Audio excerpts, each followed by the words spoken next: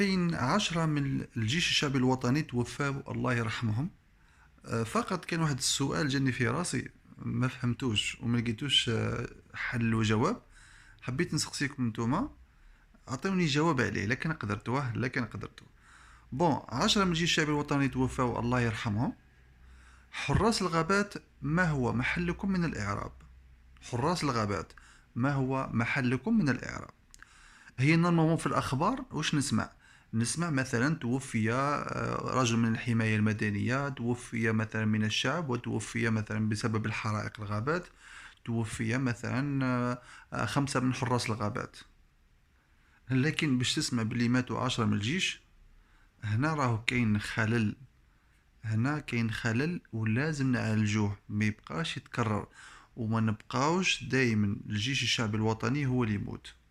الجيش الشعبي الوطني على حسب علمي على حسب القانون خدمته حراسة الحدود. كيجي يعاون في الكوارث، يبقى دائما ماهوش مختص. يعني الجيش كيجي ماهوش مختص كما الحماية، وماهوش مختص كما الأدوات اللي عند حراس الغابات. إذا حراس الغابات واش كنتو ديروا عام كامل ما نتويتوا غابة. ولا بالكم بلي طريقة حرق الغابات هي كالآتي: يحطوا قرعة تاع البيرة يعلقوها في شجرة، يربطوها بكاش خيط بلاستيكي ويديروا فيها ليسونس ولا يديروا فيها مواد سريعة الالتهاب، ودي فوا يدخلوا في الليل يشعلوها ويروحوا في القرعة الزجاجية ذيك باش تستمر باش ما تطفاش النار هذيك. فحراس الغابات وينكم؟ شراكم تديروا؟ علاش يموتوا 10 من الجيش؟ علاش لهذا الدرجة موت جندي جزائري؟ يعني لهذا الدرجة طيشوا فيهم هكذا؟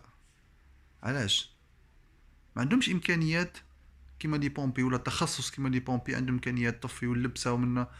لذلك فانا نقول بلي حان الوقت باش نعاودوا نفكروا في نظام حراسة الغابات. لازم يكونوا الناس اكفاء، واذا كان عندهم نقص في العمال وظفوا الشباب راهو بطال، وظفوهم في الغابات، ديروا مناطق حراسة هكذا باش واحد ما يقدر يدخل. ديروا كاميرات في الغابات، ديروا نظام مراقبة. خلاص ما تبقاوش يا جماعة كل عام يتحرقونا بيوت النحل، يتحرقونا الأشجار المثمرة، يتحرقونا غابات مساحات، يقتلون السياحة، يقتلوا الشعب، يقتلوا المساكن، تعويضات خسائر. خلاص هذو الأمور حفظناهم. خلاص وظف ناس في حراسة الغابات، غير نظام تاع مؤسسة حراسة الغابات باش تولي ذا كفاءة. ما يبقاوش قاعدين بك راقدين نهار كامل ما شفنا منهم والو عام كامل بعد يجي واحد من الجيش يتوفى. انا هذه غلطني، انا هذه منحبهاش. لانه انا هذه بلاصتي، انا اللي نموت. ما يجيش واحد اخر براني جاري يموت في بلاصتي. لا لا، انا اللي نموت، جاري ما يموتش، ما عندوش دخل. لذلك علاش يموتوا 10 من الجيش؟ هذا خطأ.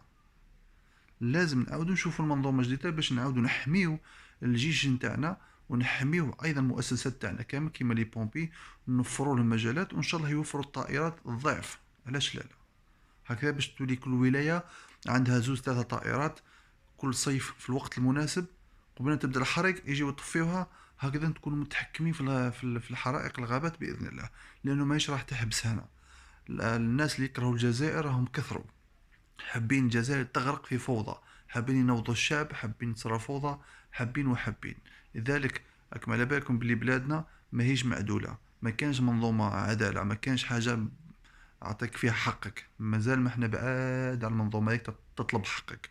اكبر دليل انه نحاولنا الانترنت 5 ايام لا يوجد لا بيان لا تعويض لا جد ماليه.